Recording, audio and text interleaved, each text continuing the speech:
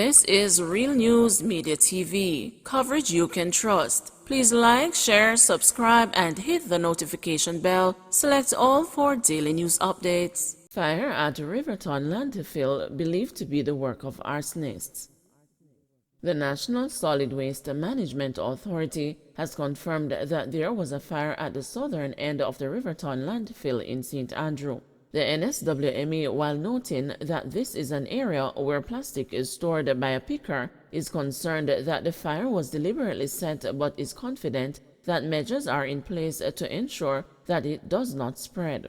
Reports reaching the news is that sometime after 7 p.m., the fire was noticed by people in the area. The Jamaica Fire Brigade was contacted and the fire was subsequently extinguished using standard equipment as well as an excavator. Meanwhile, 5 fire units from St. Andrew and St. Catherine were present at the scene. Some of the firefighters are adamant that the fire was deliberately lit in the section of the landfill close to the swamp. However, they are unable to fully ascertain the exact cause of the fire. Men killed in separate shooting incidents in Manchester identified. 2 men were killed during separate shooting incidents in Manchester South Central Parish on Sunday. Police named one of the deceased as a 45-year-old Orville Bell, a resident of Yorktown in Clarendon. Friends and associates named the other man as a 25-year-old Javel Diaz. In the first incident, a report from the Constabulary Communications Unit said that about 3:30 a.m., residents of Confidence Avenue in Mandeville heard loud explosions and called the police. The police said on their arrival, Bell was found suffering from multiple gunshot wounds. He was taken to the hospital where he was pronounced dead. In the second incident, sources say sometime Sunday afternoon, Diaz was at his family home in Midday when he was awoken from his sleep and called outside the house by men. Sources say Diaz took his 6-month-old son outside with him, but then returned inside the house with the toddler. It is further reported that he then returned outside and was shot in the head. He was taken to the hospital where he died while undergoing treatment. Children among several persons injured in crash along Rose Hall Main Road in St. James. 2 children are reportedly among the injured following a motor vehicle crash along the Rose Hall Main Road in the vicinity of Barracktown intersection in St. James. The condition of one of the children is said to be critical, and the child has since been rushed to the Falmouth Hospital by passerby. Reports are that the child has sustained serious injuries to the face. The news understands that about 7:05 p.m., a Toyota Noah motor vehicle was transporting 8 persons, including the driver, in the section of Montego Bay from Falmouth. Upon almost reaching the traffic lights, the vehicle rode the median and overturned, which led to the occupants receiving a variety of injuries. There have been no reports of fatalities, but a number of other passengers are said to be seriously injured and have been taken to the hospital for treatment. This accident comes just days after a security guard lost his life in an accident in almost the exact location. Exactly 2 weeks ago to the day, Rupert Hutchinson, a passenger in a Nissan AD wagon motorcar, lost his life when it slammed into a Mazda Primacy motorcar. In that instance, the Mazda Primacy rode the median and made its way into the path of a AD wagon, which resulted in Hutchinson receiving fatal injuries. Jamaican slain in New Jersey after missing walk home with a daughter.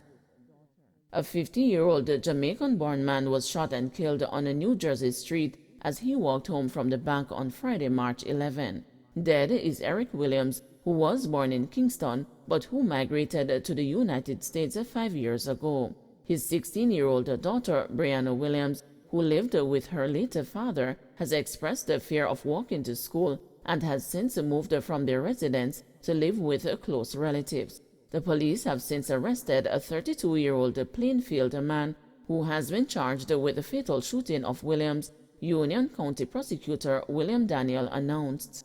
Hanif Welch has been charged with first-degree murder, second-degree unlawful possession of a weapon, and second-degree possession of a weapon for unlawful purpose in connection with the death of Williams. Around 4 p.m. Friday afternoon, Plainfield police found Williams suffering with gunshot wounds at the intersection of Johnstown Avenue and Front Street. He was pronounced dead at the scene. Welsh was identified as a suspect by investigators and was taken into custody that same evening. He was jailed pending a detention hearing. Williams' longtime fiancée, Denise Daly, who still resides in Jamaica, told the news that she spoke with Williams shortly after he left the bank on his way home. She said that he told her that he had called his daughter with the intention of walking her home from school. However, Brianna had told him that she was already on her way home. Daly, who said that she and Williams planned to be married in June, lamented the lack of information surrounding his death. They say it looked like a robbery, but nothing was taken, she said. Daly is very concerned about their daughter. I don't know where to turn. She is alone there and is fearful of walking to and from school. It is killing me not knowing what is happening to my child, she said of Brianna. Daly described Williams as a quiet man who largely observed a strict work-to-home routine. He did not much socialize, but he was always laughing and jovial. Because he was diabetic, he walked everywhere as part of his health routine, she said. Investigators have appealed for persons with information about the incident to contact the Union County Prosecutor's Office Homicide Task Force Sergeant Christopher Scorzo at 908-472-0492, Detective Ryan Kirsch at 908-347-1420, or Plainfield Police Detective Elias Mohammed at 908-753-3531. A motive for the killing has not yet been established. Mile Gully High hopeful for new campus. With a number of classrooms rendered unfit for use by the Ministry of Health, no running water, and a student population twice its capacity, administrators at Mile Gully High School say they are in dire need of a new plant and are hopeful that the preliminary works will commence in the upcoming financial year.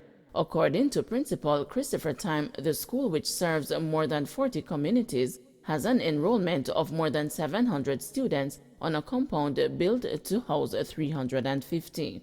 We are not just asking for a new campus because we deserve a new campus. We are asking so we can continue to make even greater strides in the lives of these children.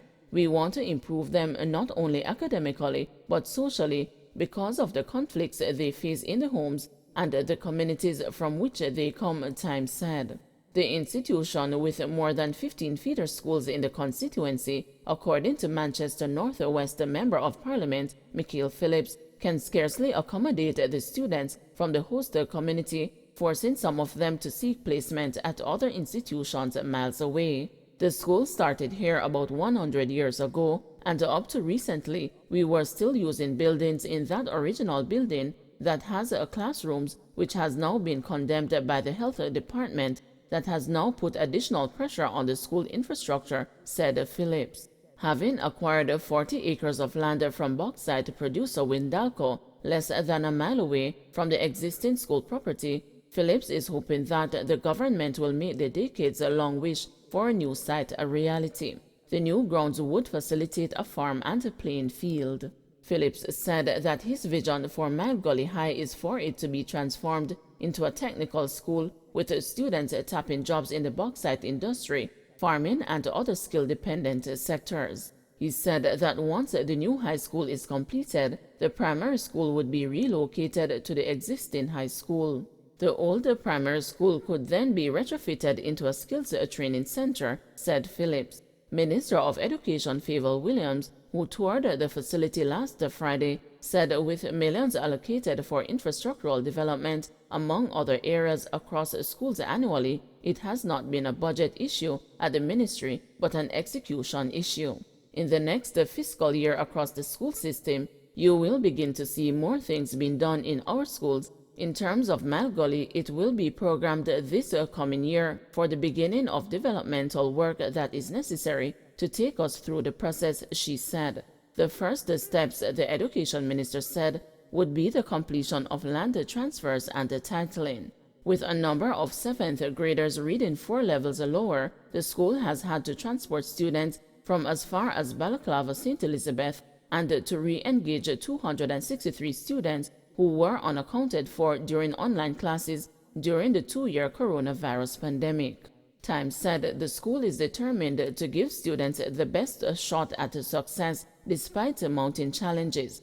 Our 6th form program, only 3 years old, would have moved from an average pass rate of 79% to 92% even in the pandemic. We have at least 4 students per year who are recognized on the CXC merit list, and we consistently achieve over 80% passes in a number of CSEC subjects, the principal said.